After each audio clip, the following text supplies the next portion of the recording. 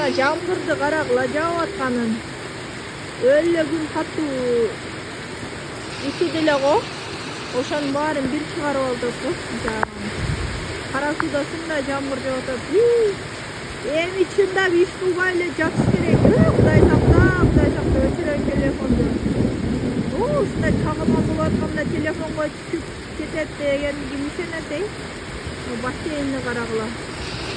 Опасно. Кой үйгө эле кирейин, иш кылбай жатайын. Өзүнө көрүдөгү төшөктө.